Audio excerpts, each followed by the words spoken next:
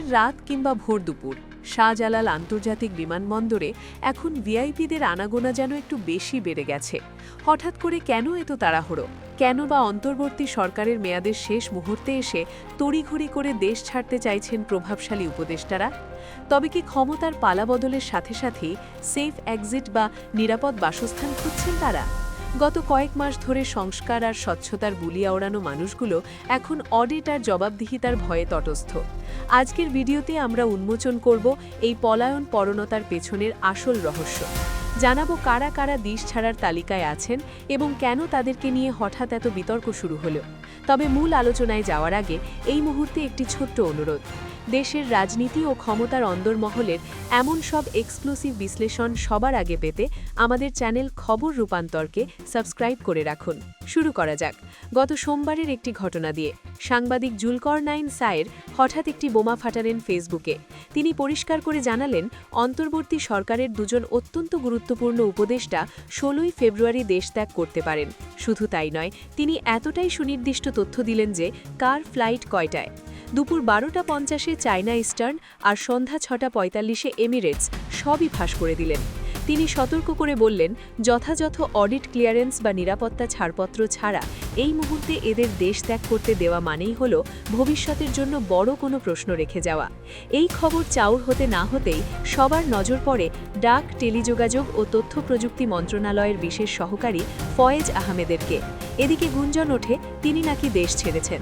দেশের শীর্ষস্থানীয় পত্রিকা প্রথম আলো যখন সত্যতা যাচাইয়ের জন্য তাকে ফোন দেয়, তিনি ফোনটি কেটে দেন।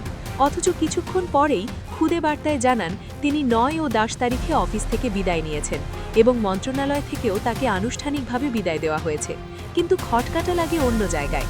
তিনি প্রথমে স্বীকারই করতে চাননি যে তিনি দেশ ছাড়ছেন, অথচ পরে জানা যায় তিনি ঠিকই উড়াল দিচ্ছেন। কারণ হিসেবে দেখালেন ভালোবাসা দিবস বা ভ্যালেন্টাইন্স ডে।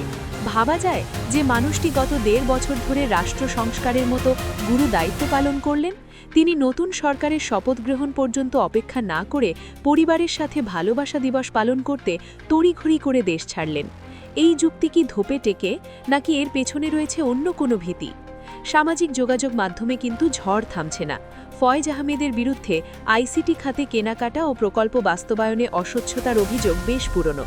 তিনি বারবার নিজেকে নির্দোষ দাবি করলেও বিএনপি যখন নির্বাচনে ল্যান্ডস্লাইড ভিক্টরি বা বিশাল জয় পেল এবং সরকার গঠনের প্রক্রিয়া শুরু করল, ঠিক তখনই তার এই প্রস্থান মানুষকে ভাবিয়ে তুলছে। প্রশ্ন উঠছে, তবে কি নতুন সরকারের অডিট বা তদন্তের মুখোমুখি হওয়ার সাহস তার নেই, নাকি ক্ষমতার পালাবদলের সাথে সাথে নিজের পিঠ বাঁচানোই এখন মূল লক্ষ্য হয়ে দাঁড়িয়েছে? এবার একটু পিছনের দিকে তাকানো যাক।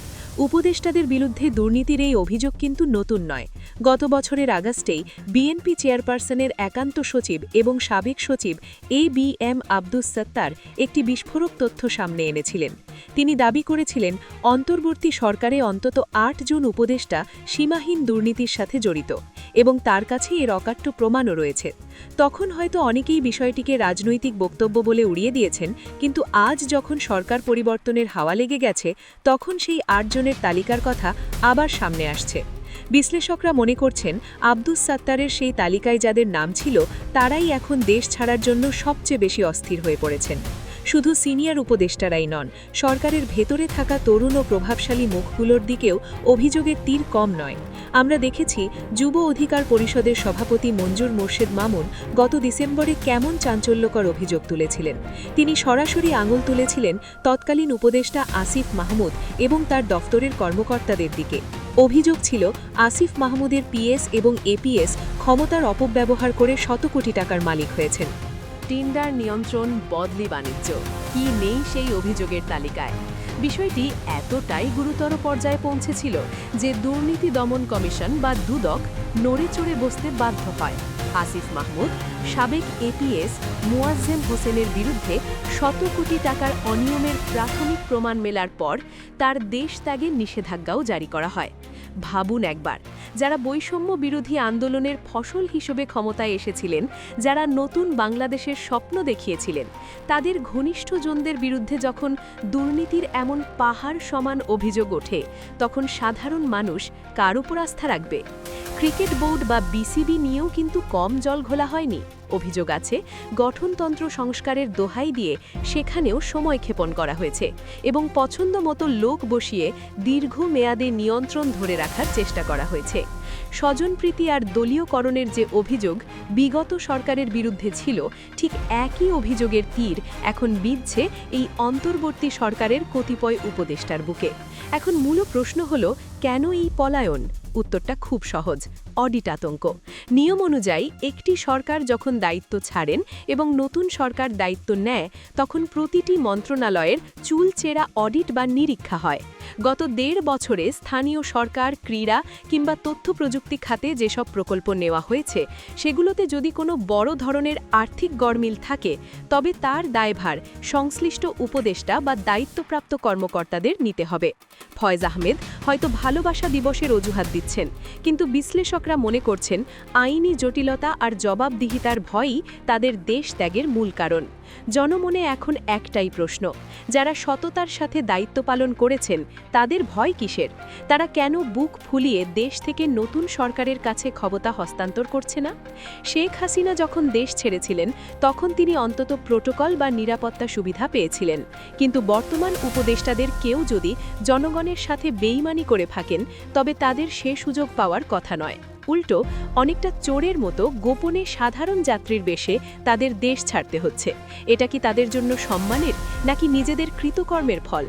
সাংবাদিক জুলকারনাইন সায়ের যেমনটি বলেছেন, সুনির্দিষ্ট ফ্লাইট নম্বর যখন সাংবাদিকদের হাতে চলে এসেছে, তখন সংশ্লিষ্ট কর্তৃপক্ষের উচিত বিষয়টি গুরুত্বের সাথে দেখা। বিমানবন্দরের ইমিগ্রেশন কি এদের ছেড়ে দেবে, নাকি নিরাপত্তা ছাড়পত্র না থাকায় আটকে দেওয়া হবে? জনগণ কিন্তু এখন অনেক সচেতন। তারা বিগত ১.৫ বছরে প্রতিটি কাজের হিসেব চায়। শ্বেতপত্র বা হোয়াইট পেপার প্রকাশের মাধ্যমে জানা দরকার কারা আসলে সংস্কারের নামে পকেট ভারী করেছেন। নতুন যে সরকার আসবে, তাদের সামনে এখন বড় চ্যালেঞ্জ। বিমানবন্দর আর স্থলবন্দরগুলোতে নজরদারি বাড়ানো এখন সময়ের দাবি। কেউ যদি দোষী না হন, তবে তার পালিয়ে যাওয়ার কোনো প্রয়োজন নেই। তিনি দেশের থেকেই নিজেকে নির্দোষ প্রমাণ করতে পারেন। আর যদি কেউ সত্যি দুর্নীতি করে থাকেন, তবে তাকে আইনের আওতায় আনাটা জরুরি। কারণ ক্ষমতার অপব্যবহার করে কেউ পার হয়ে গেলে তা ভবিষ্যতের জন্য খুব খারাপ দৃষ্টান্ত হয়ে থাকবে। শেষ করার আগে বলতে চাই, পদত্যাগের পর সাবেক হয়ে যাওয়া উপদেষ্টাদের উচিত পলায়নপরতা পরিহার করে সাহসের সঙ্গে পরিস্থিতির মোকাবিলা করা। পুরো দেশ তাদের পাশে থাকবে যদি তারা সৎ থাকেন, কিন্তু যদি এই তড়িঘড়ি করে প্রস্থান বেছে নেন, তবে সন্দেহের দানা বাঁধবেই। জনগণ ভাববে ডাল মে কুছ কালা হ্যায়। দর্শক, আজকের এই বিশ্লেষণ নিয়ে আপনার কি মতামত? আপনি কি মনে করেন অডিট রিপোর্ট প্রকাশ হওয়ার আগেই এদের দেশ ছাড়তে দেওয়া উচিত, নাকি এদের আটকে আগে হিসেব নেওয়া উচিত?